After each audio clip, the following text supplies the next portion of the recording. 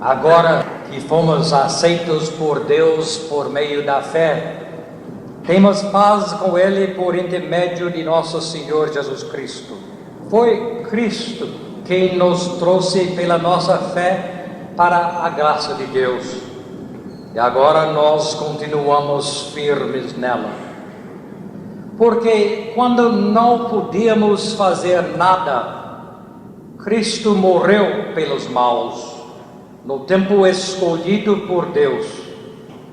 É difícil que alguém morra por uma pessoa justa. Pode ser que alguém tenha a coragem de morrer por uma pessoa boa, mas Deus nos mostrou o quanto Ele nos ama. Quando ainda éramos pecadores, Cristo morreu por nós. O que significa crescer? Eu me lembro desde a infância que eu sempre recebi a seguinte admoestação dos grandes: você pode fazer aquilo somente quando você cresce. Você pode fazer aquilo somente quando você fica maior, mais velho. E eu me lembro tão bem de alguns acontecimentos notáveis que eu experimentei neste caminho de crescimento. Eu me lembro tão bem na primeira vez que eu consegui andar de bicicleta. Me lembro tão bem na primeira vez que eu tirei carteira de motorista. Faz mais de 40 anos. Me lembro tão bem na primeira vez que eu namorei. Faz mais de 50 anos, eu sei hoje o nome dela, é Ruth Enlow. Eu dei para ela um caixa de bombom em forma de coração vermelho, mas não adiantou nada não. Bem, e este mesmo processo de crescer, este mesmo processo de esperar para crescer, faz parte do meu mundo atual. Só mudou os critérios. Agora não é mais a idade ou o tamanho, graças a Deus, mas agora o critério é a habilidade e a experiência. A gente continua a crescer, claro, a gente cresce no conhecimento, a gente cresce na experiência, a gente cresce profissionalmente.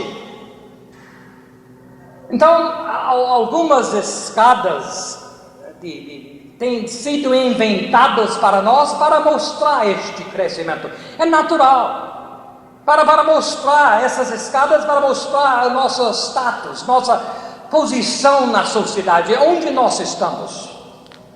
Isto existe, claro que existe. E estas escadas são bem visíveis. E todo mundo olha para nós e imediatamente sabe onde nós estamos em nosso crescimento como seres humanos. Por exemplo, vocês que estudam, notas são dadas. E as notas são dadas para mostrar exatamente isso. Onde está você em seu crescimento? É um jeito de medir você e de colocar você na escada de sua posição entre os alunos, outros estudantes. Diplomas são concedidos, títulos são colocados, pessoas são chamadas doutor, professor, deputado, senador, presidente. E outros mostram sua capacidade ou competência no crescimento nesta vida como seres humanos pelo tamanho de sua fortuna. Infelizmente, isso é o problema do capitalismo. Nós achamos que quase o único jeito de mostrar onde nós estamos é tentar mostrar onde nós estamos na escada financeira.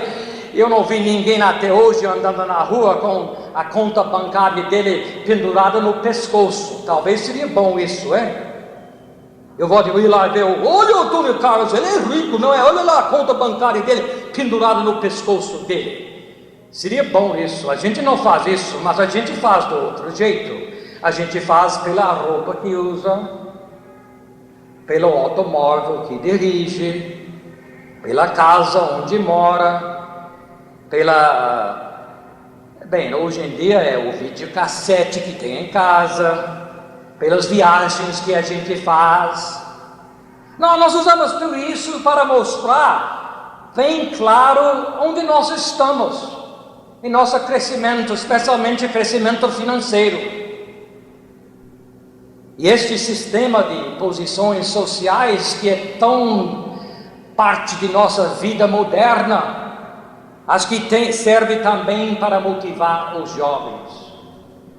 Para mim, nunca houve na história tanta gente incentivada a estudar. Impressionante, para dar ideia, passa aqui no W5 Sul, onde estão as universidades à noite, onde mora nosso irmão lá embaixo, perto.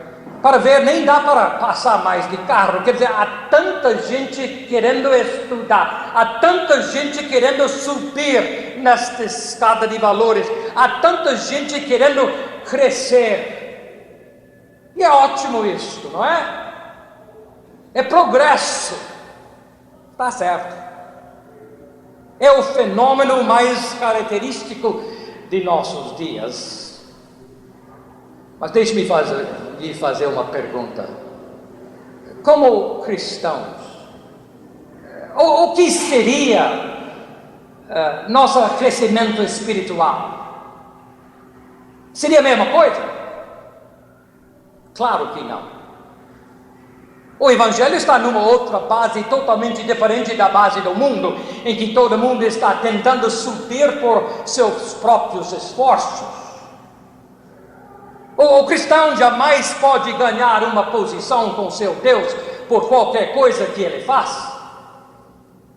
O cristão jamais pode tornar-se merecedor de seu status perante Deus ou de sua retidão perante Deus. É dom de Deus. Nosso relacionamento com Deus como cristãos e irmãos jamais pode ser uma realização nossa. O dom do amor de Deus, o dom de sua aceitação de nós, irmãos, é justamente isto, é um dom, é um presente, é um dom não merecido por ninguém, é um dom para receber ou não, mas é dom. Você pode dizer, não quero, então está certo, você não quer mesmo, mas não é coisa que você faça para receber. Você apenas recebe ou não este dom. E de acordo com as Escrituras, Cristo morreu, nos amou tanto que Ele morreu por nós antes que o conhecêssemos, antes que o quiséssemos. Este é o significado de nosso texto bíblico. Deus nos mostrou o quanto Ele nos ama. Quando ainda éramos pecadores, Cristo morreu por nós. Certamente nós não ganhamos o amor de Deus por realização nossa. Mas toda a nossa vida cotidiana, toda a nossa vida secular, é baseada num sistema de merecimento, claro. E sem este sistema de merecimento, a sociedade moderna não funcionaria, é necessário. Mas aqui exatamente é o problema, irmãos. Nós na igreja temos feito uma coisa estranha. Nós temos trazido exatamente o mundo para dentro da igreja. Nós temos os mesmos padrões, nós temos os mesmos desejos. Nós queremos subir na escada espiritual para Deus igualzinha que a gente faz lá fora. Eu entendo. Nós temos inventado escadas invisíveis, acompanhando o mundo lá por fora, em que nós podemos subir mostrando assim nossa posição espiritual, especialmente em comparação com os outros. Estas escadas nossas são invisíveis porque eu acho que instintivamente nós sabemos que elas não devem existir. Instintivamente nós sabemos que há algo errado neste negócio. Mas elas são reais entre nós. Eu acredito também que elas são bem prejudiciais porque elas nos proíbem de crescer espiritualmente. Me ajuda hoje. Você pode imaginar, vocês podem imaginar, coloca na sua mente o seguinte: aqui em nosso templo estão encostadas nas paredes várias escadas. Tem que usar a sua imaginação, né? Estão vendo estas escadas, estão aqui por toda parte, escada aqui, escada lá, por toda parte. Está vendo as escadas na sua imaginação? Bem, nós não podemos realmente ver as escadas só em nossa mente, está certo? Mas não é muito difícil ver as pessoas penduradas nos vários níveis destas escadas. Todo mundo sabe quais são aqueles que estão mais altos na escada de nossa igreja. Vocês sabem que cada igreja tem seus donos? Todo mundo sabe disso, tem. E estes donos estão nos degraus mais altos destas escadas. Quais são as escadas, então, que nós temos hoje aqui em Asa Sul, hein? Eu gostaria de mencionar algumas delas. Escadas que nós aceitamos sem pensar, simplesmente influenciado pelo merecimento do mundo por fora. Mas nós aceitamos essas escadas como instrumento de comparação de nosso crescimento espiritual. E é muito difícil para mim falar deste assunto, porque existe em cada coisa que eu vou dizer uma verdade importantíssima. O problema surge, irmãos, quando o nível na escada onde nós achamos que nós estamos torna-se o símbolo de nosso crescimento espiritual. E deixe-me tentar explicar. Em primeiro lugar, a primeira escada é construída na noção de que o crescimento espiritual de alguém é determinado pela ausência da ruindade na vida pessoal. Quer dizer, a pessoa torna-se cada vez mais cristã de acordo com o número das coisas ruins que ela não faz. É grande verdade nisto, é óbvio, é certo, até certo ponto. Por exemplo, se eu não bebo, se eu não fumo, se eu não adultero, se eu não pulo carnaval, mas você também não bebe, você não fuma, você não adultera, mas você pula carnaval, então é claro, eu sou crente melhor do que você. Eu não pulo carnaval. Já pensou como escândalo daria o pastor meu tamanho pulando carnaval na rua? É sorte minha que eu não quero pular, não é? Mas é fácil, né? É lógico, é racional. Aquele que faz menos coisas ruins é melhor do que aquele que não faz tanto. Qualquer um pode ver isso, é fácil, tem que ser mesmo, e é a verdade, é mesmo, não resta dúvida. Mas o problema, irmão, se nós levarmos isto à sua conclusão lógica, então como seria o crente à base disto? Seria uma pessoa deitada numa cama sozinha, inerte, sem atividade, fazendo nada. Já percebeu? Esta é a descrição da morte e não a da vida, não. Nossa tendência é criar mesmo uma elite separatista, uma elite espiritual, uma elite farisaico. Quanto mais alto nós subimos nesta escada.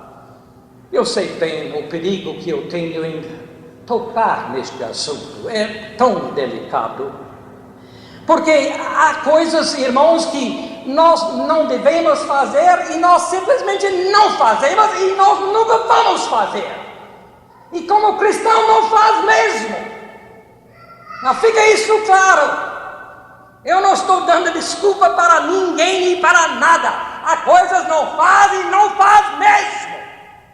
E você não faz simplesmente por amor a Deus e ao próximo, para não prejudicar seu corpo e para não quebrar sua comunhão ou seu relacionamento com Deus e uns com os outros. Estas coisas a gente não faz, está certo. Concordo. Mas, irmãos, quando nós pensamos que a ausência destas coisas faz a pessoa reta e cristã, então nós temos feito uma justificação pelas obras, só isto. A implicação disto é que a falta de coisas ruins é igual a retidão e amor, e não é não. Uma outra escada, acho que outra é mais fácil a gente se identificar, é que o crescimento espiritual é determinado pelas coisas boas que a gente faz como cristão.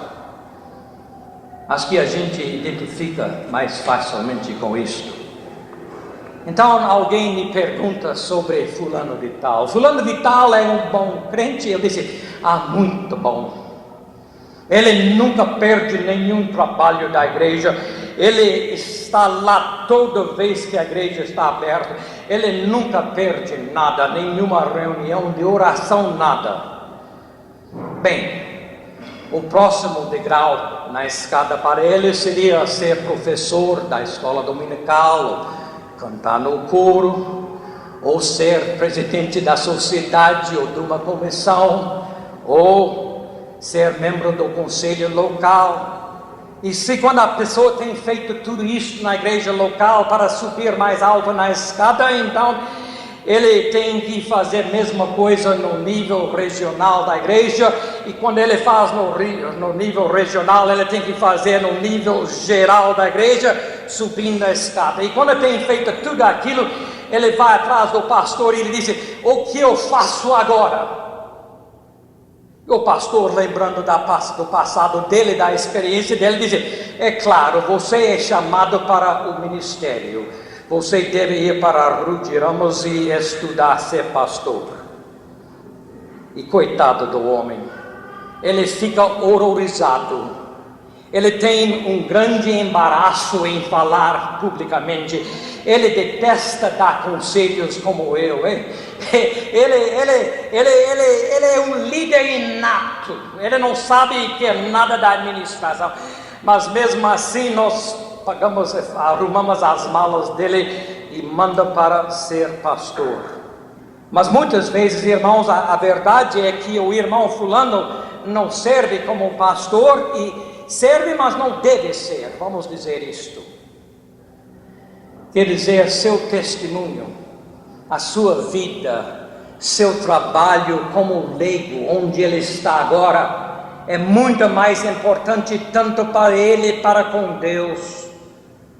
Mas por causa dessa escada espiritual que existe entre nós, que ninguém vê e quase ninguém admite que existe, ele torna-se um pastor. E quando isso acontece, ele chega lá na faculdade de teologia, ele descobre que existe entre os pastores outras escadas. Sabe disso? O pastor é conhecido pela igreja que ele é pastor, pelo tamanho da igreja, a importância da cidade, pelo salário que ele recebe. Então, depende onde ele está na escada ministerial, dependendo disto. E se isto não serve mais, e ele chega até o topo disso, ele pode ser eleito superintendente distrital, e se isso não serve, ele pode ser eleito delegado ao Conselho Geral, e se isso não serve, ele pode ser eleito bispo. O bispo está lá em cima, está vendo? Tem que ser. Felizmente existe uma saída de tudo isto para os que não têm coragem desta competição de nada como eu. Fulano de tal pode ser mandado como missionária para o Nordeste ou para a África, ou como eu fui mandado para o Brasil. Não, gente, não me entendem mal. O que estou querendo dizer? É claro, nós temos que ser fiel, nós temos que trabalhar, nós temos que orar, nós temos que fazer tudo isso, nós temos que ser presidente das comissões, cantar no coro, ser diretor do coro, ser superintendente da escola, nós temos que ter gente na faculdade, nós temos que ter tudo isso, está certo, mais do que nunca. Eu dou graças a Deus que eu fui um daqueles que Deus chamou para ser pastor e missionário. E Ele me chamou mesmo. Eu não tenho dúvida disso. E Ele continua chamando pessoas. Em tudo isso que eu estou dizendo, eu não estou querendo desprezar ninguém nisso. Mas, irmãos, para fazer qualquer uma destas coisas como critério de crescimento espiritual, é simplesmente criar um ídolo. É simplesmente criar uma retidão pelas obras, uma justificação própria. Eu creio que o Evangelho nos ensina que uma dona de casa, um dono de casa, servindo um cafezinho ao seu vizinho, porque lá em casa sou eu quem faz o cafezinho, viu? Mas servindo o cafezinho a um vizinho qualquer, com amor, com alegria, com delicadeza, com tudo, é tão perto de Deus, é tão espiritual como qualquer pastor ou missionário em qualquer parte do mundo. Ninguém ganha posição com Deus subindo a escada de boas obras, não. Eu recebi do meu amigo John Mayer ontem uma coisa formidável, falando dos pastores reais. Deixe-me ver se eu posso traduzir na hora. Ele me mandou em inglês. O pastor real nunca chega tarde. O pastor real coloca todo mundo no conselho da igreja que ele deseja colocar lá. O pastor real nunca esquece o nome de ninguém. O pastor real realmente tem lido todo o livro na sua biblioteca. O pastor real não tem medo de enfrentar a mãe da noiva. Você não viu a mãe da noiva ainda, hein? Bom. O pastor real tem filhos por concepção imaculada. Pastor real tem igrejas que estão sempre com grande sucesso e crescendo. O pastor real conhece todo mundo que está doente e que está no hospital. O pastor não tem medo de enfrentar o diretor do coro. O pastor real, ele não é o último para sair da igreja. O pastor real nem sabe onde fica a enceradeira da igreja. O pastor real nunca anuncia o título de seus sermões. O pastor real sabe onde e quando parar de falar. O pastor real nunca usa terno preto. O pastor real nunca fica envolvido nos argumentos da congregação. O pastor real tem um casamento perfeito. O pastor real faz todo mundo feliz. O pastor real nunca fica ansioso sobre seu sermão. O pastor real nunca acredita em nenhuma destas coisas. Pegou? Ninguém tem senso de humor, não. Eu ri tanto quando eu cheguei no fim daquilo, viu? Gostei. O grande paradoxo do Evangelho, irmãos, está aqui. Porque quando nós crescemos espiritualmente no Senhor, quando nós recebemos a graça e o amor de Deus, nós temos que agir como nunca. Quando nós recebemos isso de Deus, na graça dele, nós temos que amar Deus com toda a nossa ser e a nossa próxima como a nós mesmos.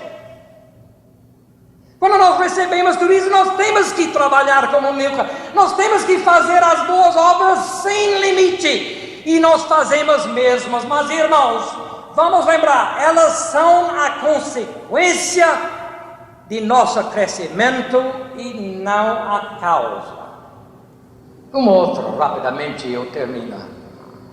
Uma outra escada, hoje em dia muito popular, é tentar construir o reino de Deus. Como se fosse, isso vem de nossos irmãos hoje em dia, muito popular, da teologia da libertação.